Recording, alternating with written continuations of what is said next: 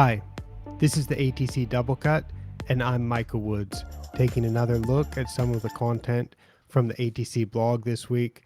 And there is a ton of stuff that I've been working on.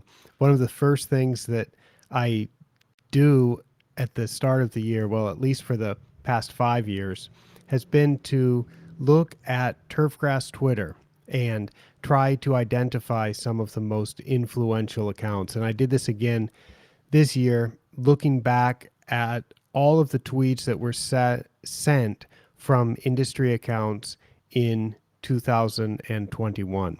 So that comes to be over 1 million tweets. It takes quite a while, about 24 hours on 2 machines to download those tweets. And then I can look at how many times each tweet was retweeted, how many times it was favorited, and how many times each user was mentioned. And as I do that, I then combine the scores or the different rankings in different categories and come up with an overall ranking for influential turf accounts.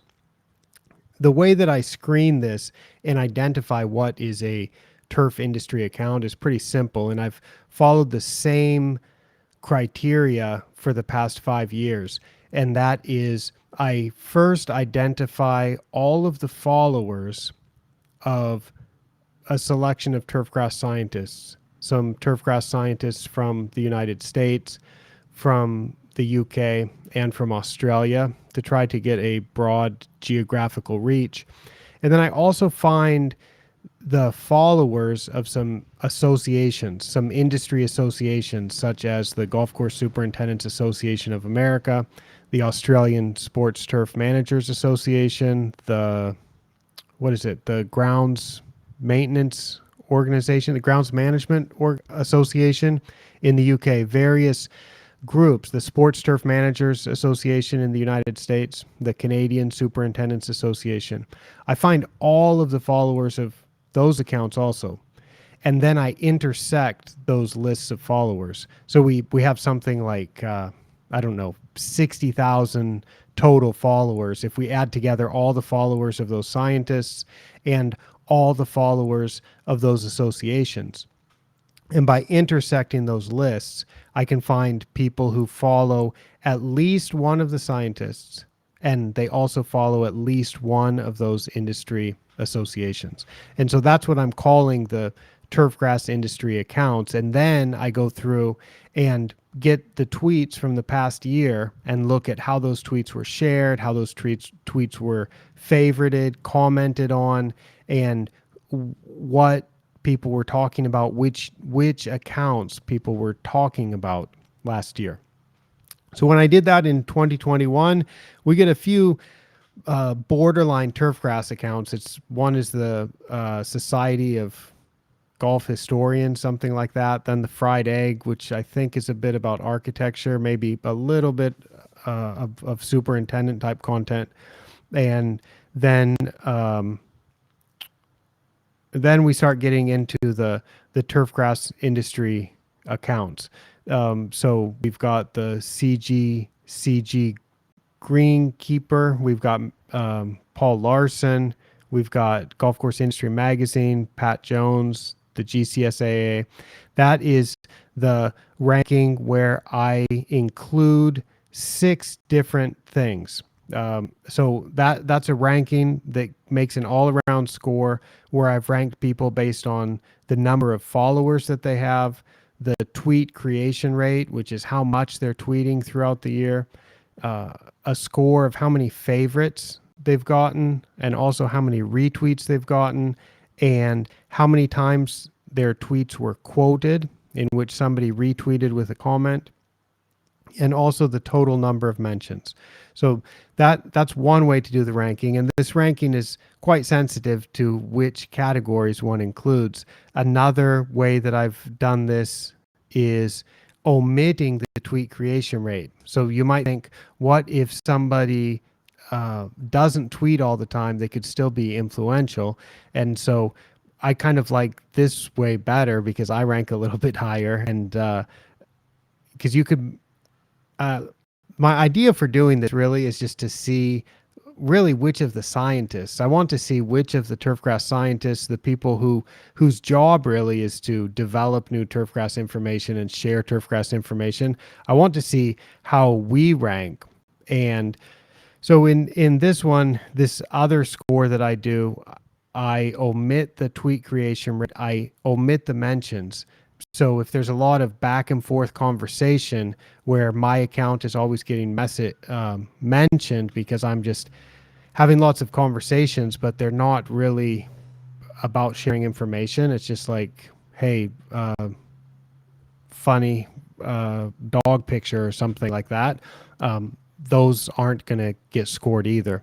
And we also include a ranking for the followers to following ratio, which is a partial indication of how potentially popular an account might be, and it's not really boosting its followers by following a lot of accounts, so people will follow back.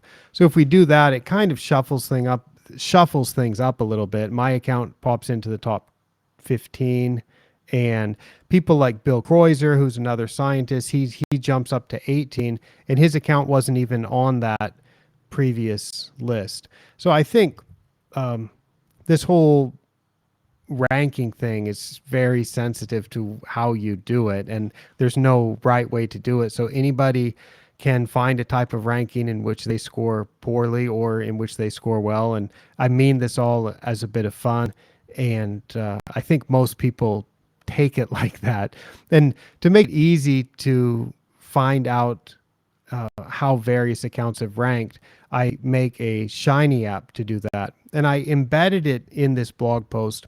As with all of these Doublecut episodes, I will include a direct link to all of the posts that I talk about in the description so that you can go look at these if you haven't seen them already. There's a Shiny app that I actually was able to embed in the post this year. I learned some new technology to figure out how to do that. And there's a nice feature right at the top of each table. There's a search bar. And I heard from a couple people, they said they scrolled through those tables for 10 or 15 pages just looking for their name to see where they ranked. I recommend just going to the search bar, typing in the account that you're looking for, and if you do that, it will pop right up in the search. So that works pretty good. And you can look at overall rankings, you can look at how things are in the retweet index, you can look at the tweet creation rate, you can look at who has the most mentions, who has the most followers, various things like that. So that's something that I've done. I'm not sure if I'm going to keep doing this. After doing it for 5 years, it's not so exciting anymore, actually. And I kind of feel like I understand how it works, but a lot of people do seem to appreciate this and get some good fun out of it. So I might do it just for that reason, just so people can get some enjoyment out of that. It does make the turf Twitter a little bit fun. And I have some ideas of things like trying to put it into a Shiny app that people could opt into. So that way, anybody that didn't want to be involved in the ranking, they wouldn't have to be. You could opt into it, and that would be a little bit trickier for me to code, and probably I'm never going to get around to doing that. So I'm not sure what's going to happen next year, but let me know if you like this and you really want it to happen, and if enough people want me to do it, I will. I've also put all of this code on GitHub, so anybody can take that code and modify it and could duplicate this analysis if they wanted to. So that's one thing that is interesting. You can see that on my website. And then I did another post this past week that's one of my favorites, actually. This one is something that I call 10 posts no one read in 2021. 10 posts that no one read last year. And what that is the 10 posts on the blog. Last year I had 70 new posts, and these are the 10 that got the fewest number of views. Now, in the previous episode, I talked about some of the ones and the topics that got the most views last year. These are the ones that got the fewest. And I don't know that it's necessarily because they're not so interesting. It could just be that I shared them when it was during the Super Bowl and nobody was paying attention, or it could be I posted it on a weekend and nobody was paying attention. And it could also be that the content is just not very interesting to anybody. But when I look at this, I see some overlap between the top posts and some of the least viewed posts. So I want to go through some of these, give them another chance, because I think some people may have missed these during the year. So the 10th post was the OM246 reports explained. And I've made a new OM246 report. That is a way to measure what OM246 stands for, is measuring total organic matter at different depths in the soil. And I made a video that explains how those reports work and what the reports that I generate are showing. I think that's quite interesting, especially if you're doing this type of testing. It would be worth your time to watch that one, and make sure that you understand what you can and can't do with those data. Another one is a recent one.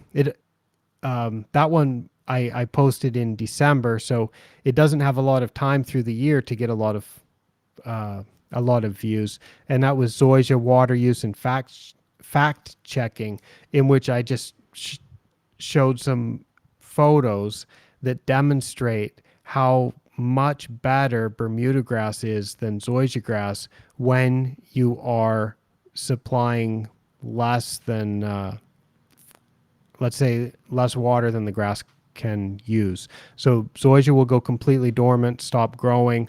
Eventually it will die if you would continue that for long enough time, and the Bermuda grass can still stay green. Then there was a philosophical one about extending the beer analogy. The beer analogy is something that I've talked about in relation to understanding how the MLSN guidelines work. MLSN guidelines are a way to make fertilizer recommendations for turf grass. And in extending the beer analogy, I extended this to talk a little bit about ideal nutrient levels in the soil. And I also explained how it's kind of silly. I think the way that I did this is saying it's kind of silly to say that there would be an ideal amount of beer in your garage, for example, because the ideal amount of beer in your garage depends on what the situation is.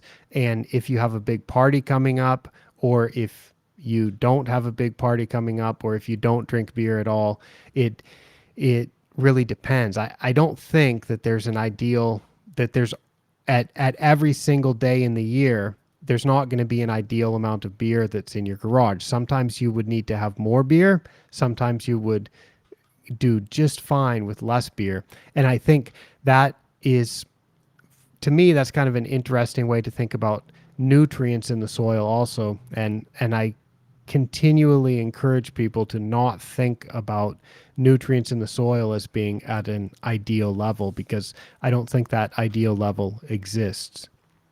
Another one was very straightforward. Number 7, as we're counting down to the least viewed post of the year. Number 7 was where I introduced the podcasts, the ATC Office Hours and the ATC Doublecut debut. And that was one that was also in December, and it got relatively few views. And then the next one, number 6, was about ball on zoysia greens. And I know a lot of people don't have a chance to putt on zoysia greens, but please check out that video. It's actually one of the videos that's gotten the most views this year. So the blog post didn't get a huge number of views, but the video did. And the video is pretty cool because it's got some video footage of ball roll on zoysia greens with some really remarkable quotes from Herbert Warren Wind about the characteristics of zoysia greens. And it's very interesting to see how the way that the ball rolls on zoysia matches with the way that he described it. Then number 5 is tissue tests as post-mortem types of analyses. And this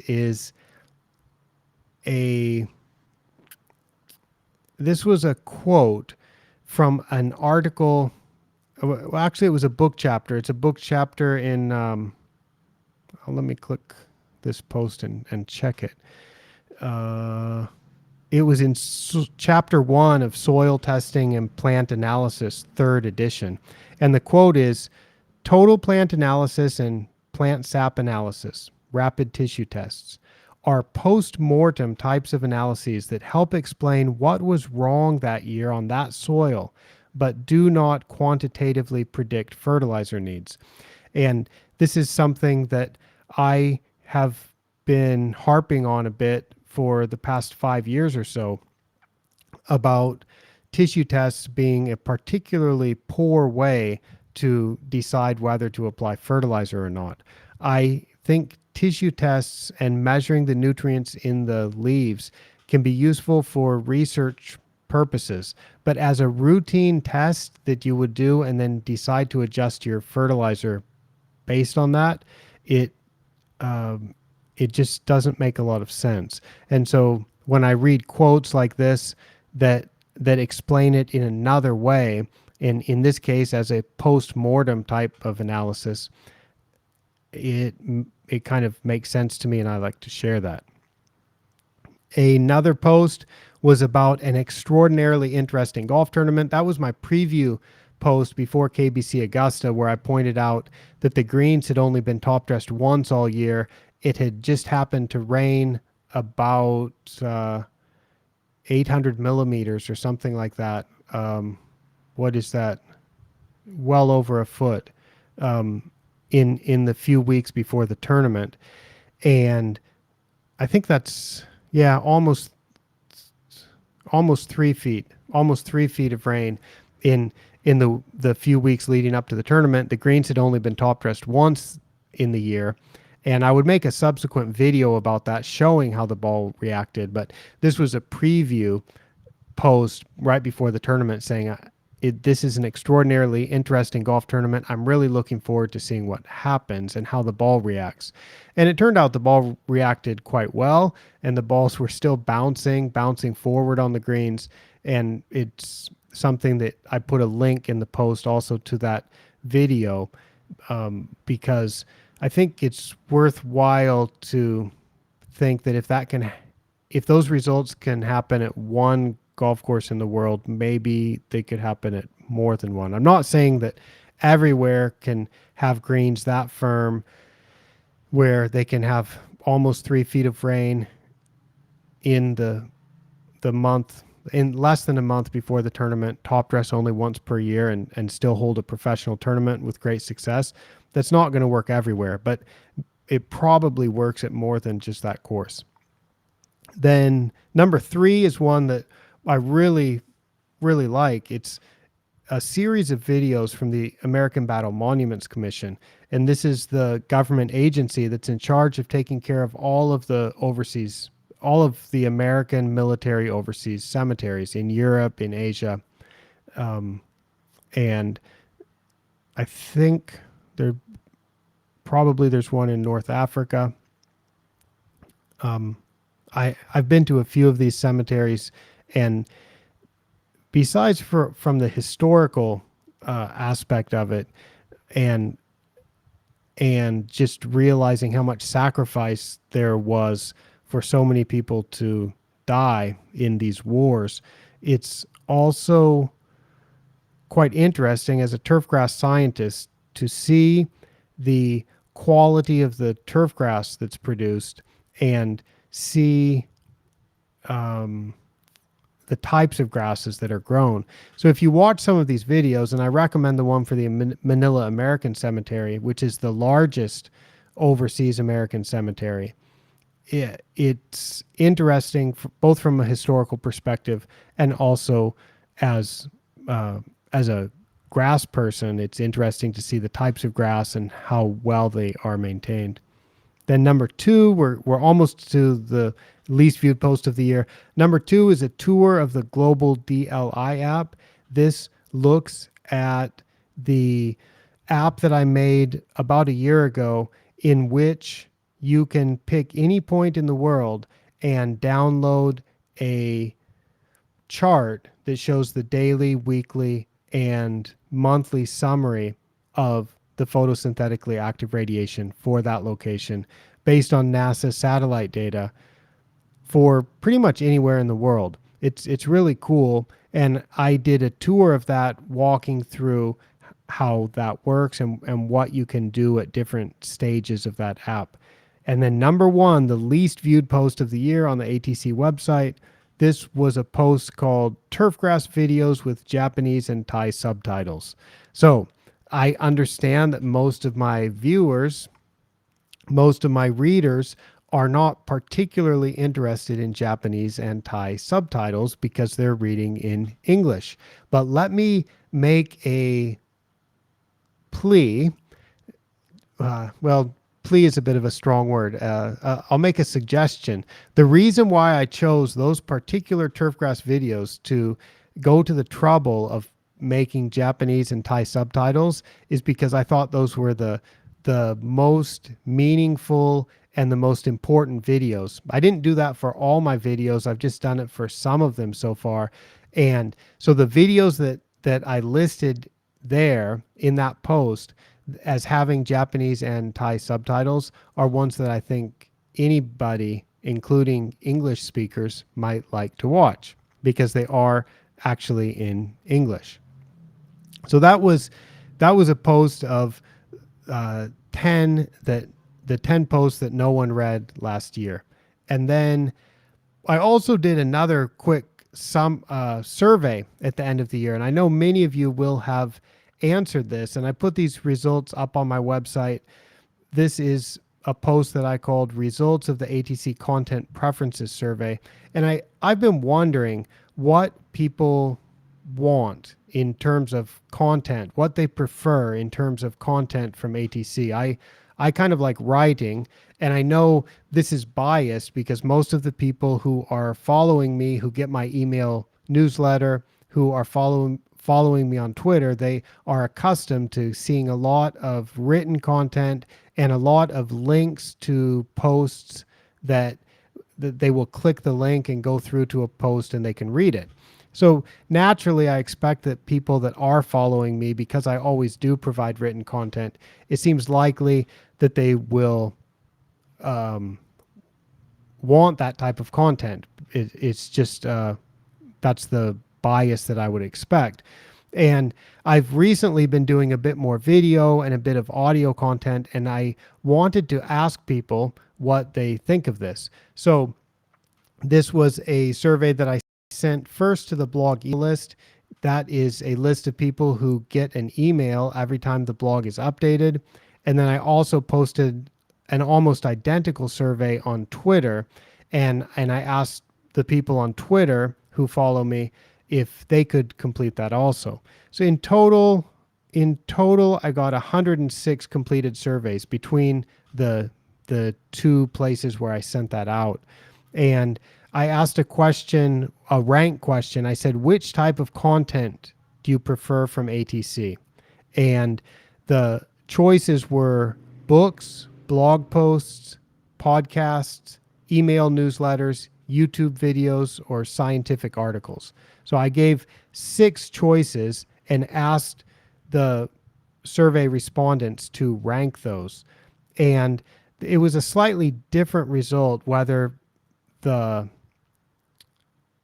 survey was filled out by my followers on Twitter or whether the survey was filled out by the blog email list. So naturally, the people who received this survey, because they were subscribed to a newsletter list that reports all my blogs, it's no surprise that they ranked it as number 1 blog posts, number 2 email newsletters, because of course they would. That's what they're subscribed to. They ranked number 3 podcasts, number 4 scientific articles, number 5 YouTube videos, number 6 books.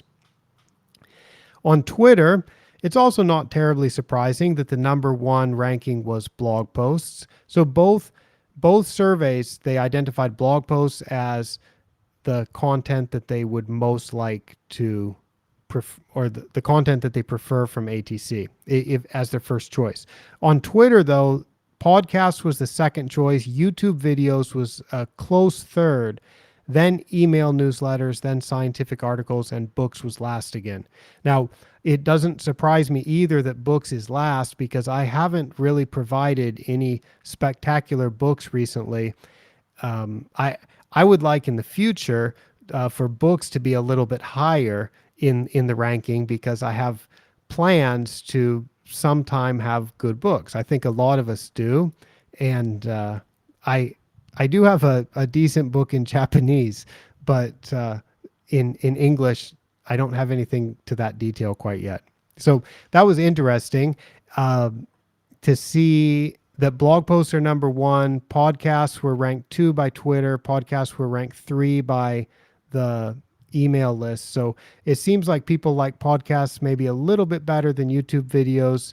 Nobody's really excited about scientific articles or books, and most people are liking blog posts. But of course they would like blog posts because people are accustomed to getting blog posts from me. So I think basically I just need to produce good content, but I was interested to see how everybody ranked that. So thanks everyone for answering that question and telling me what you prefer.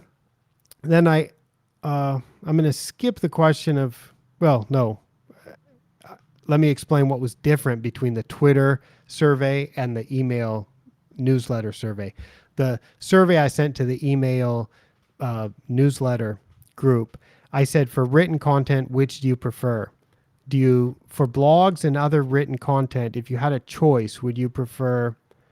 And then I gave the options of, I'm happy to get all the turf info I can, both shorter content shared more frequently, or would they prefer for written content to have longer content shared less frequently? And the results of that question were quite clear from that group. 69% said do both. They're happy to get all the turf info they can.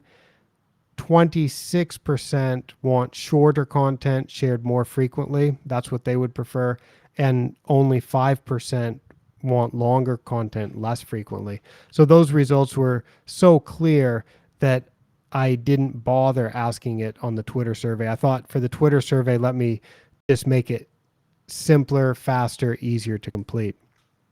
And then I asked another question, which is also trying to get at how people like the written content or if they prefer video or podcasts. I said, would you prefer to read, watch, or listen? Actually, the exact question was, if you had to choose just one, how would you prefer to get turf content from ATC? So this one, it was number 1 was read, number 2 was listen, and number 3 was watch, but it depended which group you came from. So the blog email group was strongly in favor of reading. 62% chose that as their first choice. That was their preference. And for Twitter, it wasn't such a strong preference. 39% chose reading number 1. 31% chose YouTube videos or watch as their number 1, and 30% of the Twitter survey respondents chose listen. So with Twitter, there's a bit more interest in the listening and watching. For the email, for the people who are subscribed to an email newsletter list, it does not surprise me that they would prefer to read the content. So that was quite interesting to see the differences and to see the general breakdown. And if I combine those and summarize the results across both survey groups, it comes to 48% prefer reading, 26.5% prefer listening, and 25.5% prefer watching. So basically that's 50% would read and 25% would watch, 25% would listen. So that was good. And I asked another question. Have you watched any of the ATC Doublecut or ATC Office Hour episodes on YouTube or listened to the podcasts? And basically that was about 2/3 said yes in both groups, about 1/3 had not. And then I asked a follow-up question. If the answer was yes to that, I said, would you like to watch or listen to more of this type of content in 2022, this year? And that was quite similar results. 55% said yes, I like both. About 22% said they prefer podcasts. About 17% said they prefer videos. So that's like 75% or 80%, 90%. That's about 90% of the respondents either want both or they would like podcasts or videos. Only about 5% said no, they'd rather read, and 2% in the Twitter survey said no, the videos and podcasts aren't very good. So I'm quite glad to know that the people who went to the trouble of filling out the survey, they think that it's good enough that they'd like more of it. And I'm going to keep working at it to try to make it better and to try to make it worth your time. So whether it's both or whether it's podcasts or whether it's videos or whether it's reading material, I'm going to try to make it as good as it can be and useful for you. And I had another question, which is open-ended, about do you have any other topics you'd like to hear about or any suggestions you'd like to make? And I was overwhelmed at how many people gave excellent suggestions and ideas for that. So thank you so much for that. I've made a list of that on my computer about possible future topics to discuss or to research, and I really appreciate that. So we've just gone through a Twitter survey, which is not really going to help anybody with their grass, although you can get a lot of good information and have some fun on Twitter, on Turfgrass Twitter. So I recommend it. If you don't ever go there, check it out. I've gone through the 10 blog posts of the year that did not get that got the least views. Some of those are interesting. I would encourage you to check them out again. And we've just reviewed this survey, which I like to do every year. This at least one of these, just kind of to a check on how I'm doing and seeing what people are interested in these days. And I've done another blog post which was answering a question. So this is going to be the final one that I talk about in this double cut episode. And I called this one, I have always heard deep and infrequent was the way to go. And this is about irrigation. And a correspondent wrote with this question.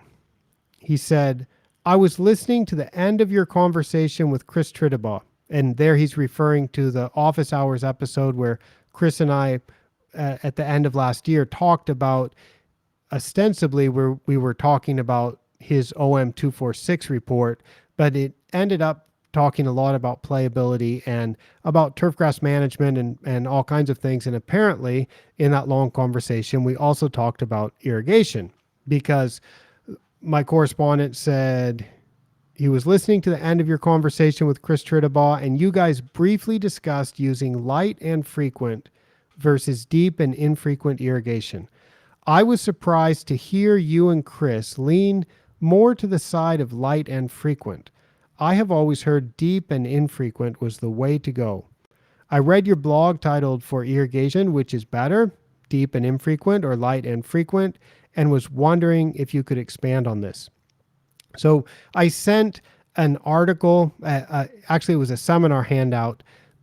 I sent a seminar handout from a seminar that I gave in Osaka in 2013, and I've also shared that same handout or something quite similar at the Northern Green Expo conference in 2016. And that was called Irrigation Management in Summer, Timing, Amount, Syringing, and Water Quality. And to summarize, there's a paragraph in that document. And so I sent that document to him and said, I'm going to write some more about it on my blog, which I've done now. And that's what I'm talking about right now. But I quoted this. I said, in that handout, I'd looked at some experiments that had looked at different ways of irrigating. And I said, a study of these experiments leads me to the conclusion that maintaining volumetric water content, VWC, at a lower level will give the best chance for improved turf quality and more extensive roots. As a practical matter, the best approach will usually be a combination of infrequent irrigation events interspersed with frequent irrigation events. And I recommend reading Paul Johnson's article from the USGA Turfgrass and Environmental Research Online, TIRO, from 2003. He's got an article about irrigation in the dry climate of Utah, where basically the frequent irrigation gave the best turfgrass quality, but it was even better if you sometimes did deep watering. So the conclusion is that practically you do both. And I continued in my summary. I said, for turfgrass managers, I suggest focusing not so much on whether irrigation is applied frequently or infrequently, but rather on applying just the right amount of water for a particular situation and on keeping the volumetric water content as low as possible. And that's something that I didn't always think that way. I used to think that deep and infrequent was the way to go. I used to do that, in fact, to the point where I caused localized dry spot that was quite difficult for us to recover from when I was a golf course superintendent. I've probably told this story. You may have heard that before, about the way that I used to do irrigation and how I changed. And Doug Soldat, who's a professor at the University of Wisconsin, I put a beautiful picture in this post of us in Ayutthaya, Thailand, feeding cucumbers to a friendly elephant. On that trip that he took to Thailand with Dr. Jim Kearns, who also joins us in that photo. So check out the blog to see us there.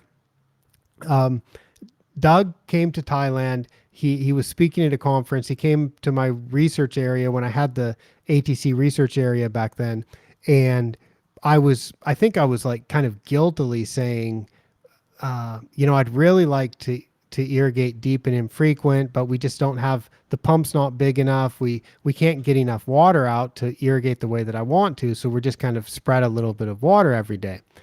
And Doug's like, yeah, there's nothing wrong with that. And that's better. Actually, you can use less water that way. And I'd never thought of it that way before. In fact, I thought that I didn't understand it at first, but when Doug tells me something like that, I figure he probably knows what he's talking about. So I'm like, okay, I must be wrong. I need to think this through. So I thought it through. That was in 2009. And quickly I realized, yeah, you can actually apply less water when you apply water frequently, and you can maintain the soil moisture a little bit higher, and you don't have those big extremes of dipping down close to the point at which the soil will become hydrophobic. So it seems like it has quite a few advantages. And I think it's easiest to understand this for me if we do some simulation. And in this blog post about how I'm explaining why light and frequent irrigation is a pragmatic approach that can work quite well in producing excellent turfgrass quality and still providing benefits like using less water, keeping more airspace in the soil, and also keeping the soil from dropping down so low that it's going to favor the development of localized dry spot. I think it's useful to do some simulations of how you might irrigate. So I did that. I've made this app. The only place in the United States, the only place outside of Asia that I included was Corvallis, Oregon. I will try to do this for some other locations so that people can check it. But right now I've got two apps. One does 3 places in the Philippines. The other one has Corvallis and 4 locations in Thailand. And basically, it's not meant to be so much for these specific locations, as just to show here are the ways that you can modify some irrigation rules, what I call the irrigation rules. And then you use the actual weather data for those locations, which is precipitation and the evapotranspiration, and go through an entire year and see how much water you would need to use if you changed your irrigation rules, and also look at how look at average soil moisture content would be through the year. The rules are you can adjust the root zone depth, you can adjust the field capacity of the root zone, which is how much water the soil can hold. You can adjust the trigger point at which what the soil water content will be on the low side when it's going to trigger you to make an irrigation application. And then when you do make an irrigation application, how much water will you apply? To what volumetric content will you raise the soil? Will you raise it all the way to field capacity, which to me would be deep and infrequent, or will you raise it to something below field capacity, which would be more like a light and frequent irrigation plan? And then you can also change the crop coefficient, and you can also change the irrigation system in uniformity. If you did that, I put this in the blog post. I ran it using 2015 weather data for 3 locations, which is Khon Kaen in northeast Thailand, Corvallis, Oregon, and Cebu in the Visayas region of the Philippines. And I used a 10 centimeter or 4 inches root zone depth, a 25% field capacity, used both 0.7 for the crop coefficient and for the distribution uniformity. And then I ran the calculator for the entire year of 2015 for 2 different scenarios. One is deep and infrequent, which is irrigation when the soil gets down to 12% volumetric water content, raising the soil back to field capacity of 25%. And light and frequent irrigation I set to be apply irrigation when the soil gets down to 14% and raise the soil up only to 20% volumetric water content. If we do that at all 3 of those locations, you end up using less water over the course of the year with light and frequent. And also, so you've used less water, so it's no surprise that you'll also have a lower average volumetric water content. On average, the volumetric water content through the year was about 2% lower when you were doing light and frequent irrigation compared to using deep and infrequent irrigation. If you try to compare these in places where it never rains, you'll get the same result. But in places where it does rain, it's more efficient to do light and frequent irrigation.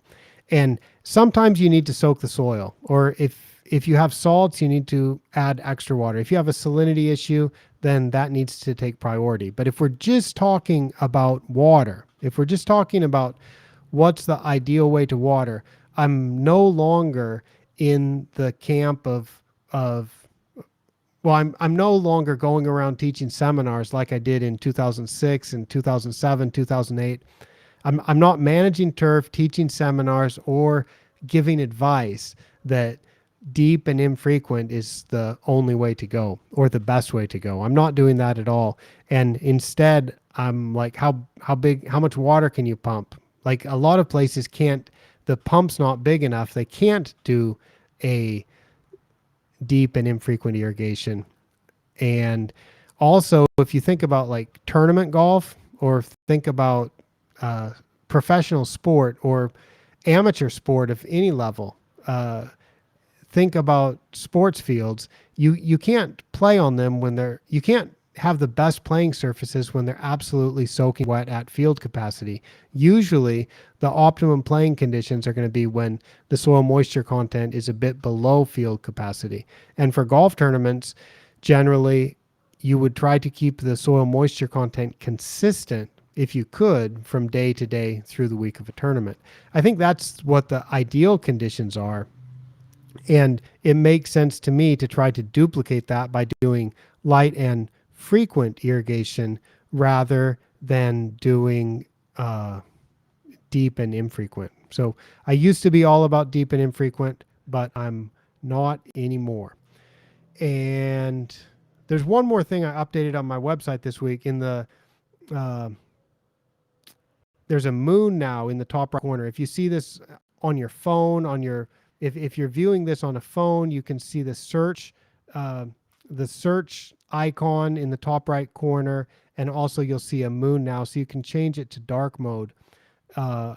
And I usually view my own website in light mode, but there's a lot of other websites I view in dark mode, and I disabled this feature all of last year because I didn't want to clutter the top of the page with too many icons.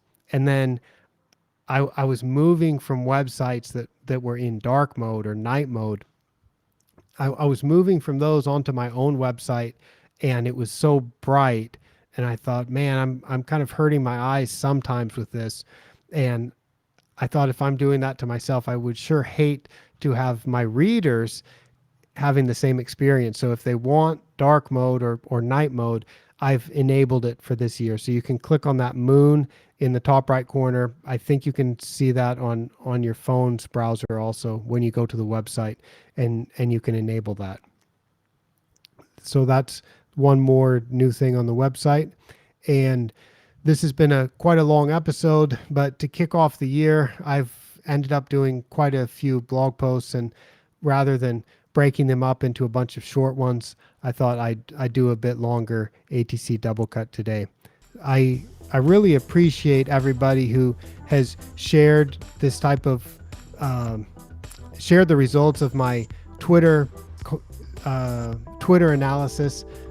I appreciate that. Those posts got a tremendous number of views, and I appreciate everyone who took the time to fill out the survey and give me some guidance about what you like to read, or if you like to watch or listen, how that goes. It helps me plan what I'm going to focus on this year.